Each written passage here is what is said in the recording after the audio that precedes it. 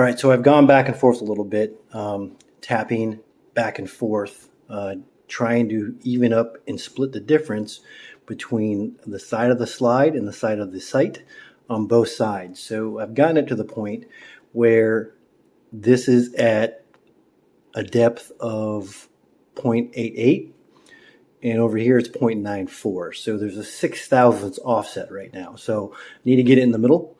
Looks like I need to get it at 0.91 on both sides. So I did want to show you guys that when you are tapping this, so you're not beating on it, you're giving it a tap. It's not just quite like a very light tap. I mean, you have to use a little bit of authority, but you're not wailing on the thing. You shouldn't have to wail on anything. Even when you're getting it past the sticky point right in the middle where, again, according to Dave Dawson, it's tighter right in the middle. You shouldn't have to really wail on it. It should just be some taps with authority. So I have already driven it this way. As I drove in the sight this far, checked it the first time, and I still needed to come over a few thousandths. So I gave it a tap, and I ended up coming over a little too much. So again, I'm only trying to get it to move to the right about 3 thousandths. So you see the way that this punch is designed, the tip is square, and it fits perfectly in the dovetail for the Glock rear sight. So basically, I can just lay it on the bottom of the dovetail, make sure that I'm straight, and then give it a tap.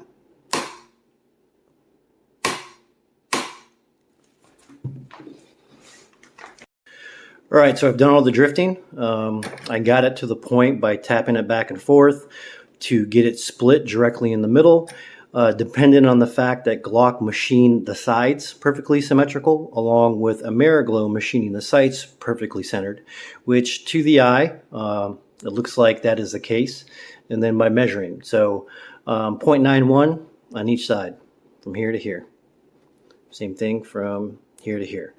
And this is really the hardest part about installing Glock sights, because you do actually have to drift them in versus just having a screw like you have on the front sight. I've put together one Glock build.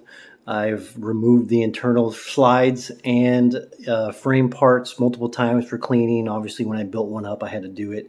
I've done AR and AK triggers. I am by no means a gunsmith.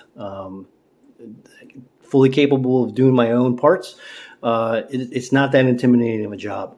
Again, nothing super expensive sight pusher tools that are needed. Nothing that you need to go pay a gunsmith to do. It really is this simple. I'm going to go ahead and install the front sight after I break down my tabletop bench setup.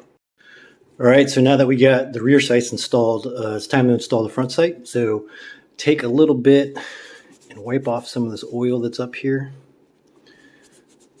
As you'll see, there is a oval shaped hole in the front of the slide, which you will just line up with if it'll focus, there you go. You can see the front sight has the same cutout. So you will just stick that into the front sight. Now you'll notice there is some wiggle room for it to go back and forth. So once we tighten down the screw, there you can see that. Once we tighten down the screw, you're going to want to be mindful that that ends up getting centered up so it's not kicked over to the side, as you can kind of see it is right now.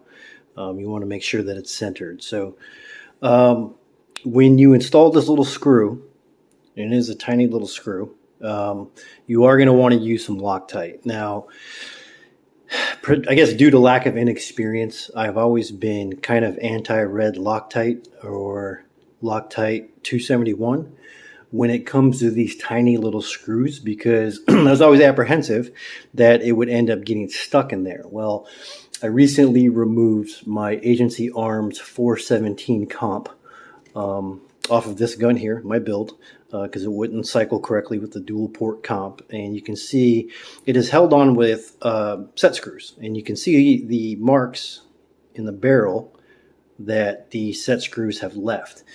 Those, considering that it's a comp and they say to install it with red Loctite, I went ahead and did that, and they're even smaller screws than this here.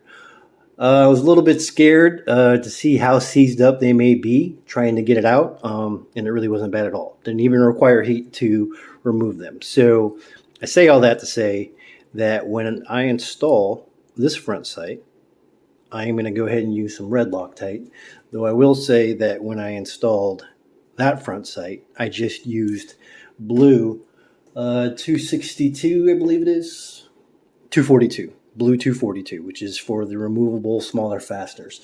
Haven't had any problems with it flying off yet, but even still, considering what I've learned from removing those other smaller screws with red 271, was not that big of a deal. Now, that said, when it comes to putting on thread locker, less is more. More is not actually a better thing. So when you go to put this on, which I forgot, you should shake it up a little bit because it comes out a little bit runny at first. So you're just going to apply a very small drop. Not much at all. In fact, that drop was even a little bit bigger than what I wanted. But being that that's the case, I'm not going to install it all the way around the screw. So hold on your front sight, insert it in the bottom, make sure that you are not cross-threaded. Just use light pressure until you feel it snug down, which it just did. So at this point, before you tighten it down all the way, you are going to want to make sure that you have that front sight square on the slide, which that looks maybe a little bit more. That looks pretty good. So probably some downward pressure and then wrench down your screw.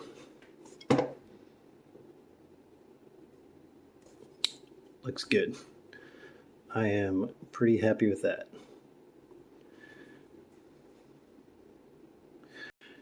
All right, everyone, so that was it. Do-it-yourself Glock sight removal and installation. Hopefully it helps some of you guys out who may have been a little apprehensive to try to do it on your own. Again, this is only the second sights that I've ever replaced on any of my guns myself.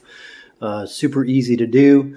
Again, all you need are these simple tools, possibly a cheap set of needle files, and a vise. And again, as you saw with my drill press vise, if you don't have access to a workbench or you don't want to go buy a more expensive vise, again, I got that one on Amazon for $15 or $18 or something like that, and then C-clamped it down to my desk.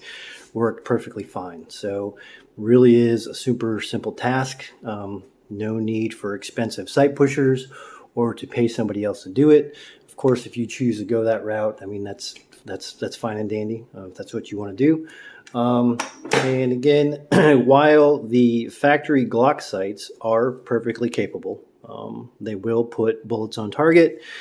These things really do need to be replaced. While if you're going to carry a gun defensively, I always recommend, or at least it's my opinion, that you should leave a gun mostly stock. That absolutely does not count for iron sights. These things are crap, and mainly because of how I pointed out in the beginning, I received this gun or the slide from Big Tex with the front sight damaged because it must have been dropped at some point. Again, I didn't care because I already had the AmeriGlows on order and I knew I was going to be changing them out. But if this was your gun and you dropped it and you didn't have iron sights on order, that's pretty much how easy they can get damaged and then become useless. So again, thanks for watching. I hope that it helps some people out. Thanks.